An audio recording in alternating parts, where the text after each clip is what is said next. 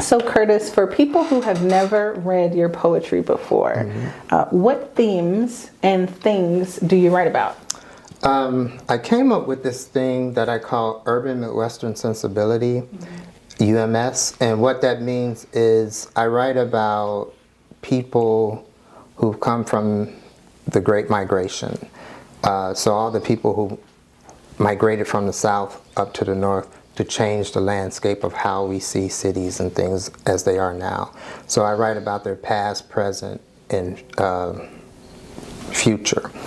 And so when you think about those people from Mississippi and Alabama coming up north and getting jobs at the steel mills, getting jobs at GM, from the 50s to the early 70s, you had GM booming, the cars coming off the lot, and when they turn on the radio, what do they turn on? Motown. Yes. So those are the people who have been in my mind, and I realize that I'm talking about when you have summer breaks and you go down south, you know, you're going back to the South kind of thing. So I'm looking at everything about them, the history of who they are, where they come from, how they are, why they are, all that kind of stuff. So a lot of Gary inhabited all of that for me. The people who worked at the mills, who worked for the post office, like my mother, they all have, you know, those backgrounds. So that's what I'm looking at. I think I've been writing in in that vein and didn't even know it. You know, that's my family story as well. So very interesting. So I have read some of your work, and I noticed that you have a joyful playfulness with language. You know, you use sound in your poems, you use the entire page, you stretch out the spacing in a word, the spacing in a line, you have things all over the page. And I think that's a really good example of the kind of writing that you do, the kind of poetry that you do. It's not, what's a good word for it? It's not staid and kind of stuffy. It's relatable and it's interesting. Oh, that's good to hear. I'm glad someone sees that. Thank you. So what style or forms do you write in? Any and everyone, in making up some, like the sonastic. But for example, the new book, Doing Drive-Bys on How to Love in the Midwest, probably the majority of those poems are epistolaries, and so they're letter poems. So I'm writing to Emmett Till. I'm writing to there's me writing to nature or Mother Nature, or the narrator addressing that. So there's this aspect of Afrofuturism in the sense that you're writing to dead people, in a sense, right? But in doing that, there's this kind of clarity that you get from communing with them on a different level. So when I'm talking to Emmett, it's about Carolyn, who said that, you know, he was, you know, who lied and said that he was the one who did what he did before he got killed. And it's just this kind of, I see us on the shore, Lake Michigan and Chicago, me and you talking, we met through these different types of friends and stuff like that. And it gets into the history, and then it gets into stuff, and then it ends with, had the lie not happened, I wouldn't probably be as, you know, connected to all of this. But the lie spurred off into other things and gave us basically the aspect of the civil rights movement. So had that lie not happened, had we not seen that, had Mamie Till not put her son on display like she did and gave me dreams of, I had these dreams, and I talk about them in the poem, where everybody I see has that face, has his face. So their back is to me, and when they turn around, they have that face. So it's my mother, my sisters, and I remember, I think it was like the 40-year anniversary, Jet published the whole story, and that was, I was just like, wow. And I didn't know if I can't remember if I knew that or not, but that just blew up everything for me. And so I had these dreams, and I was always like just trying to address how this, in Pulling Scabs, there's the poem by Mamie Till where the 10th line says something to, I'll talk to you later, Mama, I'll be back, or something like that. And that's probably the last thing she heard from her son. And how, I don't know where that line came from, but it was just kind of connecting when you're with, I'm always looking for ends, and the end for that was just a familial kind of thing that you would do. You're packing up, you're gonna go to your cousins, and you know, see you later, Mama, kind of thing. And that's probably the last thing she heard. So just trying to connect with that. And then when I connected with it, just kind of blew my mind. So there's a lot of epistolaries in there, talking to the dead, talking for the dead. And the whole book is probably about life and death, and how I think we're very fearful of death because we don't know what's on the other side, but how death is the other side of the coin, or the yin-yang to life. So it's having us examine death on a lot of ways too. So it sounds like some of your epistolary poems might be a way for you to contextualize the past or reimagine the past and kind of ask questions of people who are no longer around with, you know, your future or current thoughts and sensibilities and questions. Yeah, I agree with that wholeheartedly. Sometimes there's questions. The other one is with Zora Neale Hurston, and I'm talking to her. It's like I've sent you these letters and you haven't answered back, but I know you're there, and kind of, you know, it's this craziness.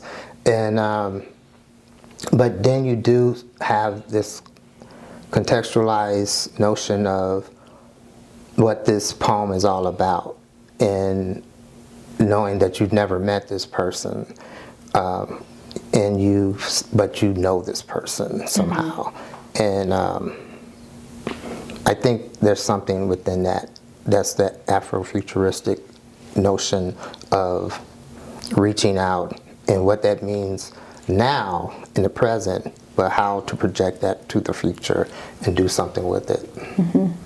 So characters and figures and people in real life and history that you have a connection to or understanding about the facts about them, you're able in the epistolary poems to kind of work from a place of, I know you, I understand you, let's have a conversation. Because letters to reality, the narrator's mad at reality, because this happens when the Sichuan tsunami happens, and then there's things in America that happen with floods, and everything is like letter 217. I know you got my letter, and you know, and it's just, but it's talking to reality. Like you can actually talk to reality, right? And you can't, but right. And I think there's so many things that you can do differently in a letter. You know, writing to an actual person. There's already the understanding that you all know each other. There's shorthand. There's, you know, that intimacy. And I don't think a lot of people sit down and write letters very much anymore. So it's kind of a lost art. So looking forward to reading those poems. Yes, yes. So can you tell me about the rules of the sonastic poetry form that you created? Okay, so the sonastic is a marriage of the persona and the ekphrastic poem. Okay. And in the ekphrastic poem, what we usually do is look at the painting or picture or something that someone created, and we write a poem to it, you know, to give it its life, so to speak. So, ode to a Grecian urn kind of thing. My thing with the sonastic is moving that even further. So you can take anybody's creative whatever, music, designers, car designs, floral designs, visual designs, whatever, and kind of get in their head when they're addressing whatever it is that they do. And I did this with Stevie Wonder. They say he has synesthesia. I don't know, some people say he's not blind because, you know, all this other crazy stuff. Conspiracy theories, right? Yeah. But it was interesting because Michael died, and I realized that Motown is, going back to Motown, has been the default for my life. There has not been, well, at the time I was thinking of Michael Jackson and Jackson 5, and then I thought about Stevie. For some reason when Michael died, I said, nobody's written anything about Stevie. And to the extent that I've seen something, you know, on him in the poetic sense. And so I said, I better write something before something happens and we lose him too. And there has not been a day, there has not been Stevie Wonder music, Jackson 5, Michael Jackson, Janet Jackson music in my life. Wow, yeah. I was born, came out, was Motown, you know. So when people say, what kind of music do you like? I never say Motown because Motown is the default. And I'll go off, this, jazz, blah, blah, blah, this, you know, whatever, punk, funk, whatever. And it's like, what about Motown? Motown's there, man. Motown's always been there. So in writing about Stevie, the sonastic came out. Aisha is a Aisha/Life poem where he says he places his daughter in a song, and like to place their son in a manger, and talks about how she has to address and get love. And it's me looking at Stevie and his songs and kind of encapsulating where he's at the moment he's addressing the songs. And then making a poem, the persona part is kind of making it autobiographical, making it feel like it's them talking. Right. So he's talking about Michael. The front of the front of the cover has him. It's a famous cover, but it has him on the.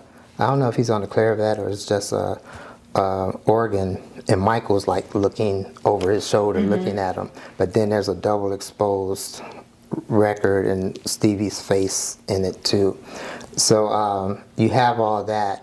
So he's talking to Barry. He's talking to